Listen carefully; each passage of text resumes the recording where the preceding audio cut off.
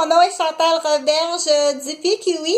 Donc, je suis une abeille qui s'appelle Stéphanie. Je l'ai appelée Stéphanie, mon abeille, comme j'ai expliqué sur une autre vidéo, parce que bonjour à toutes mes petites abeilles, mes bourdons, mes petites guêpes. Mais là, il faut démystifier ça à ce temps-ci de l'année, hein, parce que on dit, quand on est dans l'apprentissage, moi, je sais pas c'est quoi ça, ok?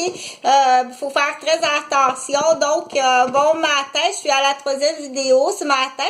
Je t'invite à regarder les autres vidéos que je vais également transférer sur YouTube. Donc, j'ai tout près de 1500 vidéos sur YouTube qui s'adressent à la famille.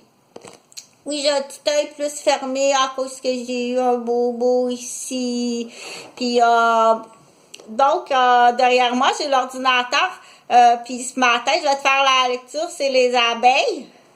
Les abeilles, guêpes et bourdons. Donc, ici, j'ai mon ballon rose, le cortex aussi, ce que je t'avais dit sur une autre vidéo, ok? Parce que je suggère d'avoir des codes de couleurs comme ça qui vont t'aider dans l'apprentissage. Donc, rose comme ça, c'est cortex. Puis du coup aussi, quand tu écouteras les vidéos, quand tu regarderas tes livres, normalement, les codes de couleurs vont être de plus en plus respectés.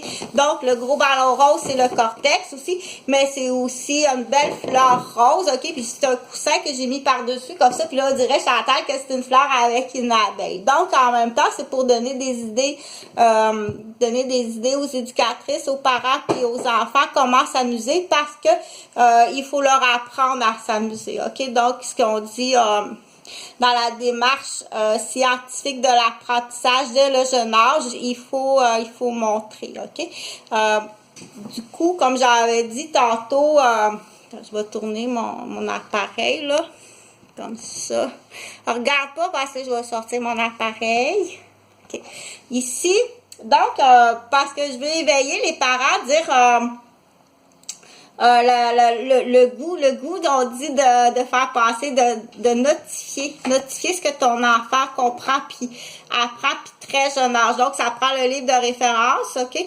Puis ça prend aussi du temps pour étudier, puis ça prend ton petit calepin puis notifier qu'est-ce que ton enfant fait puis qui comprend, puis c'est là que c'est le fun. Donc, un des premiers exercices, c'est ce qu'on appelle... comprendre la dissociation aussi entre l'enfant et la mère, ok? Donc, très jeune, tout petit, il va penser qu'il est un avec sa mère. Surtout plus longtemps ou différemment, parce que ça peut se passer différemment dans le cerveau d'un enfant, mais à la base, dire la mère qui allaite ou qui la nourrisse, ok? C'est un. Il va y avoir une séparation à un moment donné, ok? Puis que c'est là qu'il faut aussi le miroir, on va l'utiliser à quel âge, on va aller vérifier, dire, tu te regardes dans le miroir, il va se voir, mais il comprendra pas nécessairement que c'est peut-être quelqu'un d'autre qui est là, ok?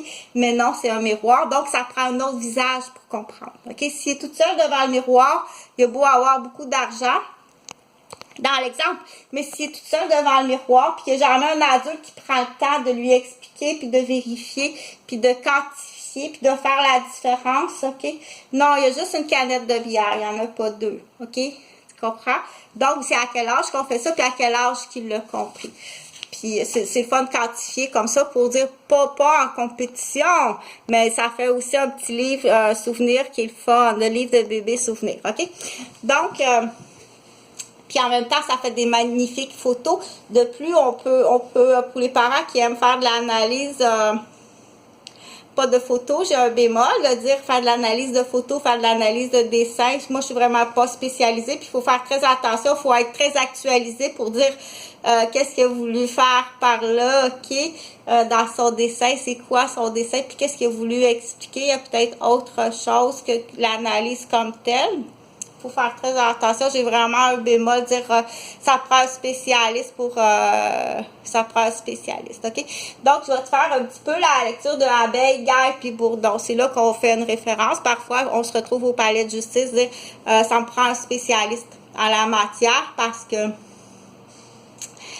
il peut avoir une conspiration, puis ça peut avoir été prémédité, puis ce qu'on dit, les marionnettes ont été aliénées dans un but précis. Hein? Donc, c'est sûr qu'à partir de la piqûre, te piquer. OK? Si tu piques, tu piques. C'est tout.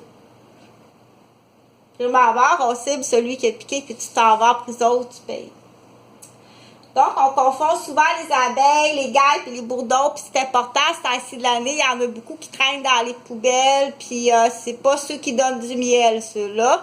Puis ça pique, puis ça fait très mal, puis il faut aussi savoir dire s'il y a une réaction ou c'est la première fois qu'il se fait piquer. Il peut avoir une réaction, c'est la première fois qu'il se fait piquer, OK? Donc, on dit, on porte toujours au pire. Oui, on porte toujours au pire à ce moment-là. Au pire, dans le pire des cas, OK? J'ai pas d'épipène, là, mais dans le pire des cas, les allergies aux piqûres de guêpe existent où est-ce que ça prend une épipène ou est-ce qu'il pourrait gonfler de la gorge puis mourir. On voit toujours la situation au pire, oui. On confond souvent les abeilles, les guêpes et les bourdons. Si vous leur trouvez un air de famille, vous avez bien raison. Ces insectes partagent plusieurs caractéristiques. Ils font tous partie d'un groupe commun, les hyménoptères. Voici quelques trucs pour mieux les connaître et les distinguer. Ça va être sur l'autre vidéo. Bon matin!